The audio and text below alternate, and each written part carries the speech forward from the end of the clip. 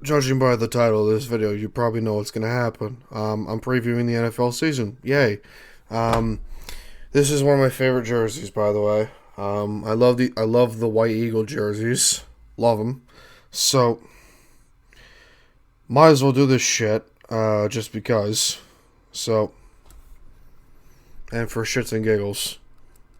Um, yeah. Not a lot NFL news going on other than the Andrew Luck retirement. So,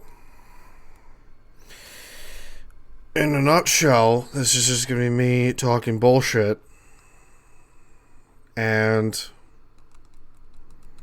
sorry, just typing real quick.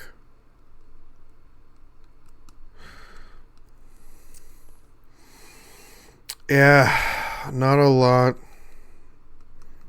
going on, really. So,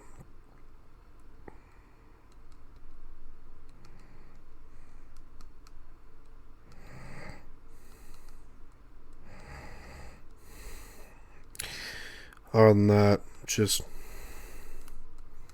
endless bullshit, seems and bullshit. So, here we go. Might as well do this. As I said before, for the fifth time. It's just gonna be me today. It's goddamn almost 6:30 in the morning here in New York. But regardless, here we go. We're gonna do the AFC first. 6-1. Actually, 1-6 to make it better. So, and then we're gonna do the NFC, and then do playoff predictions and all that. I'm not gonna do any scores. Not gonna do any. I might do some records, but regardless, this is just how it's gonna go. So, if you're watching, here we go. If you're listening, in this case, here we go. The AFC obviously is deeper than what it was last year. So, obviously, the emergence of the Cleveland Browns, the emergence of Cleveland, makes this far more difficult to predict. Regardless, people are labeling the Browns as the almighty favorites to win the Super Bowl. I don't know fucking why. That team is just filled with cancer. So, regardless, I'm peeping over this way because my phone's right there. So, here we go. Number one seed in the AFC, I have the Kansas City Chiefs. I don't think Patrick Mahomes, the league MVP, has, the same year as he did last year. He threw for over 5,000 yards and 50 touchdowns. I don't think he does that again. He doesn't. So, people are obviously picking to regress. The only reason I have the Chiefs even as the one seed is because the rest of the AFC is just a complete and total shit show, either offensively or defensively. So, in a nutshell, I do have the Chiefs being the one seed, but obviously you're looking at this as, so they're still going to be the one seed, but they won't be as good offensively. No, they won't, because Kareem Hunt's not there. Tyreek Hill should have been suspended for minimum 8 games, max the season. But, of course, the NFL's a star-driven league and doesn't like to suspend their star players, so fuck it, Number 2, Jacksonville. I have them going 11-5 and the number 2 seed in the AFC. The whole fabric of the AFC playoffs has fucked themselves over because of, obviously, the retirement of Andrew Luck means the Colts won't be as good. Now, I live under the mantra of you can't judge a team or a season based off one player. One player does not change the outcome of the team. It's just with Andrew Luck, they were better. because of the quarterback play. You can argue, the Chiefs are a better team with Alex Smith than they are with Patrick Mahomes. Well, last year shows it. Their defense was worst in the NHL. I almost said hockey. Jesus. Worst in the NFL last year by a country mile. Still, they made it all the way to the AFC title game. Alex Smith is a better quarterback. Patrick Mahomes is... Okay, I don't want to go too far. Because obviously people are going to say, you think Alex Smith's a better quarterback than Patrick Mahomes? I don't know. I don't fucking know. I don't know much. So, Jacksonville is up here because getting Nick Foles here in Jacksonville is a huge deal. Huge deal. May not be a big deal for the rest of the NFL, but John DeFilippo is the offensive coordinator for Jacksonville, who was the quarterback coach of the Eagles during the Super Bowl run for Philadelphia. So, that's big. That's huge. That you have a guy who knows the system that is going to be placed in North Florida. So, and that defense, if that defense gets back to being top 3 or top 5 in the NFL like they were 2 years ago, yeah, they're going to be very good. Number 3, the now 6-time defending champion New England Patriots. This was difficult simply because the AFC East has the potential to be a 3-team dogfight. So, a lot of people are telling me the Bills could be very good. The Jets have obviously drawn a lot of interest.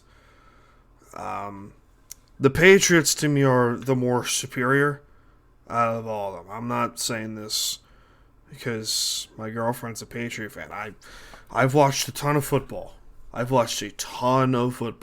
That defense is terrible. That defense is horrible.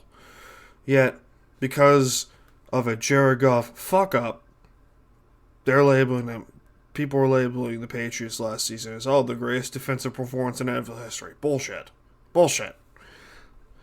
That's beside the point. The Patriots offensively are going to get there. Defensively, that defense is the one thing that's keeping them from going to the 1 seed in the entire AFC. Number 4, Baltimore. The Ravens. I do think the Ravens win the AFC North. This between them and Pittsburgh. I do think the Ravens come out on top. The defense, granted, they did lose Eric Weddle, Terrell Suggs, and C.J. Mosley, but they added Earl Thomas, which is big. They added a former Seahawk, Earl Thomas, in free agency. You get a full season Lamar Jackson. You get new receivers in Michael Floyd, who you signed off the streets, Marquise Brown, Miles Boykin, who you got in the draft, Mark Ingram, good power back, and you obviously got Kenneth Dixon and Gus Edwards as your other 2 backs. So, if the Ravens develop Lamar Jackson into like a Colin Kaepernick type of quarterback, if you get what I'm talking about, Colin Kaepernick, his first year and a half of starting, he was the most unstoppable dual threat in the NFL. So, if Jackson becomes that, then yeah, we're seeing a completely different Ravens team. Number 5, Pittsburgh. The Steelers have the 5 seed. Losing Le'Veon Bell and Antonio Brown might have been the best thing to happen to Pittsburgh in a long time. So, I'm not saying they cleared a ton of cap space because of that. They really didn't. They really did not. So, if you look at the Steelers roster, they drafted Devin Bush with the 10th pick, trading up from Denver, swapping places with the Broncos to get Devin Bush, which is great. Because there is probably a good chance that Ryan Shazier doesn't come back to play football again. But he's shown promises that he is going to come back. But you're looking at this as saying, oh, he's probably not coming back. So, bringing in Devin Bush and Mark Barron from the Rams helps solidify that linebacking core. But I do think Barron would be a better safety than a linebacker, because you got Vince Williams in there who's pretty good. The pass rushers with Bud Dupree and TJ Watt in that 3-4 system are really good. So Dupree not as much as Watt, but Bud Dupree not as much as TJ Watt. But yeah. Number 6, and this is where I'm going to lose some people. Buffalo. I do think the Bills make it. Before you exit this video and before you exit this podcast, let me explain why I'm picking the Bills to make the playoffs in the AFC. Josh Allen, what he has shown in preseason has improvement. A lot of improvement. And considering the receivers that he has, bringing in John Brown, bringing in Cole Beasley, retaining Robert Foster, possibly Zay Jones if he develops, the tight ends with Croft and everyone, Sweeney, that offensive line has improved big time. The defense, people forget that was the number 2 defense in the league last year, statistically speaking. Adding Ed Oliver helps big time. So I'm going with the Bills strictly because I do think the Bills can get there if Josh Allen does end up producing the way people in Western New York are projecting them to be. And that defense is only going to get better. That defense is going to get a lot better. So that's the AFC. If you wrote this down, good for you. But if you didn't, just fuck it, you know. Excuse me. Now to the NFC. So, number 6. I'm going to go 6-1 this time. Number 6, I have the Atlanta Falcons as the 6th seed in the NFC. Adding to starters in the offensive line, and the draft helps. With Connor McGovern, Jesus, Chris Lidstrom, and Caleb McGarry, your right tackle, when your left guards.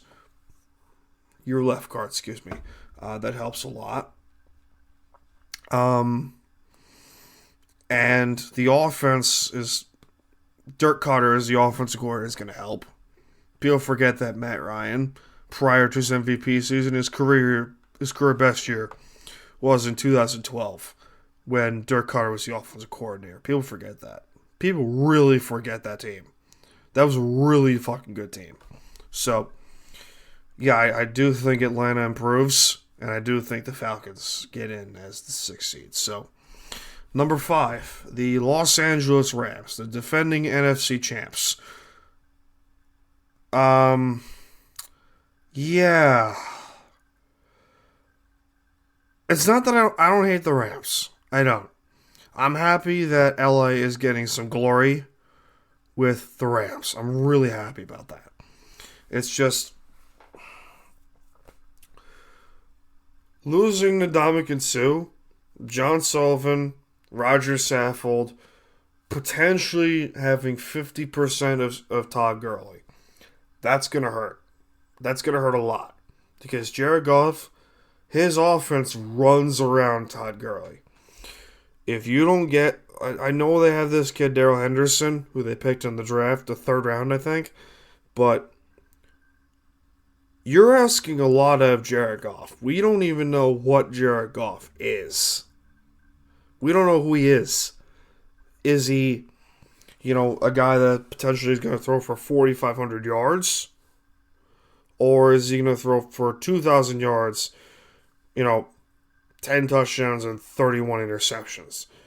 Are we going to see, all right, Jared Goff that we saw against Kansas City in that Monday night game? Or are we going to see Jared Goff that we saw in the Super Bowl where he gets 3 points? So, we have no idea.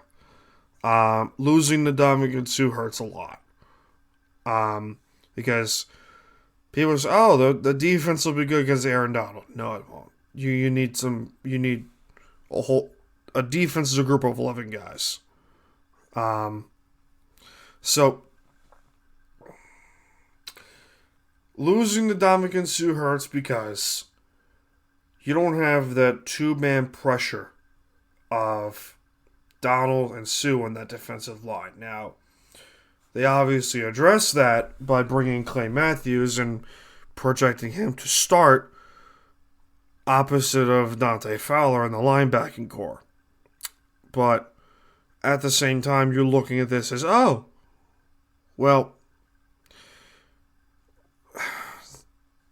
secondary is good. I'm not denying that. But the offensive line losing Saffold and Sullivan inside is going to hurt. Because that's your center. And that's one of your guards. So the interior pressure is going to get to Goff. But it's a 2-horse race in the NFC West. Just spoiler right now. I do think Seattle wins this division. I do. Number 4, Dallas. We didn't, boys. I'm not a Cowboy fan. But for all you Cowboy fans listening, yeah, I do have the Cowboys winning the NFC East, assuming the Cowboys do get Elliott signed. And assuming if Dak Prescott has the year that I had last year with Amari Cooper and bringing in Jason Witten back from retirement helps. So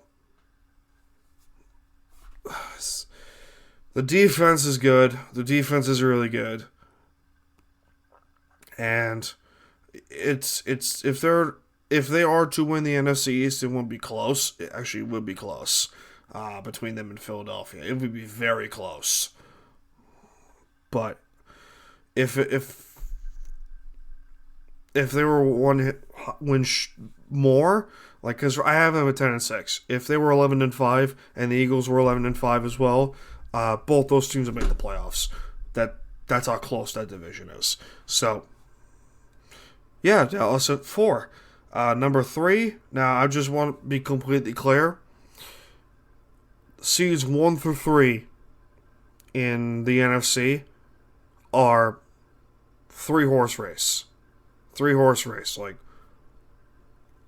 last leg of the race, it's a neck and neck, all the same record. So I'm no favoritism here. No favoritism here whatsoever. My computer's just went black. That's weird. So here we go. Number 3, Chicago. The Bears are back, and that's great. That is awesome. Mitch Trubisky has got to develop more in his third year in the league. You can argue, this is true. This is the year he can start negotiating contract negotiations. This is the year he can negotiate a contract extension. So, if he does develop into a good quarterback, like a really good quarterback, then you could see him getting $25 million per year, because that's the quarterback market these days. Let's be honest here. Number 2, the New Orleans Saints. The Saints are winning the division by default. That's a really good division. That's Actually, that's not just a really good division. That's a really good guarantee. Excuse me. I had coffee this morning, so I'm burping. So I'm belching like a fucking maniac.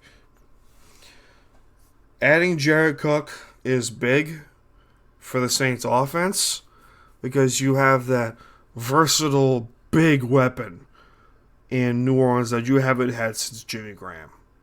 You haven't had that since Jimmy Graham was there. So, obviously, we're going to see how that turns out with Drew Brees, assuming this is his retirement year. So, I mean, he's going on 41 years old. He's got to retire at some point, but who knows? He might retire at 45 or 50, depending on. I don't fucking know. I don't fucking know at all. I'm just a guy wearing a Seattle hat and an Eagles jersey. I don't give a shit. So, number one, Seattle. Like I said before, the top three seeds in the NFC are all very fucking close. So, obviously, you're looking at this as... Alright, I just want to be completely clear. Why I'm picking the Seahawks to be the top team in the NFC. So, in terms of adding and losing players, they didn't lose much. They lost J.R. Sweezy. They lost Earl Thomas, who was bound to leave anyway. They lost Doug Baldwin to retirement. And, fuck, who else did they lose? I can't fucking remember. I almost said they lost Richard Sherman, but that was 2 years ago. And J.R. Sweezy. They lost J.R. Sweezy. No, excuse me. I remember now. They lost Frank Clark, J.R. Sweezy, Earl Thomas, and Doug Baldwin to retirement. So, that's four guys. They lost four guys. This stupid cameraman. Four players. They added, the Seahawks added DK Metcalf, Gary Jennings, John Ursua, Phil Haynes, Ziggy Ansah. Potentially you're looking at a trade for Jadeveon Clowney if this were to happen. I'm not saying if it were to happen. I'm not going by, the Clowney trade is going to happen. I don't know if it's going to happen in favor of Seattle. I don't know. But this is going by what I've heard. This is going by what I've seen. I don't think it's going to happen. They have the draft capital to pull it off. But, again, I mean, you're going by a lot of... You're going by, okay, Seattle's going to get Jadeveon Clowney. I don't think it's going to happen. So, they had LJ Collier, first-round pick, good run stopper. Chris Carson, Rashad Penny could potentially be the Devontae Freeman, and Tevin Coleman of the Seahawks, that 2016 Falcons team. I think both of them had 1,000 yards rushing, Coleman and Freeman. But Penny has the skill set to be very good. Carson, we know, is really good. So, again, I'm going by, alright, this team went 10-6 with the same team. So, they probably would have beaten the Rams once out of 2 tries. I don't think they should have split against San Francisco. And that ugly loss to Denver week 1 hurts. So, you're looking at that in a nutshell. They're 13-3 if that scenario happens. They're 13-3. So,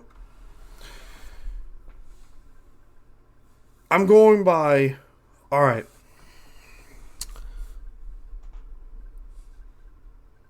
Seattle went 10-6 because of that. Because of, Jesus, I can't fucking speak today. Seattle went 10-6 with the same fucking team. So, that's all I'm going. In terms of who wins in the playoffs, I'm not going to go that fucking far because, let's be honest here, it's a nutshell. In a nutshell, it's a fucking shit show. I can't speak today. It's 6:30 in the morning. I haven't had my 2 cups of coffee. I'm losing my shit. So, there you go. That's the NFL. That's how I'm going. I'm going to post it on Twitter and use Stadium later. But let me know what you guys think of how this is going to go. Podcasts will be posted on SoundCloud, iTunes, and YouTube shortly. So, thank you guys for listening. Big time. Talk to you guys later.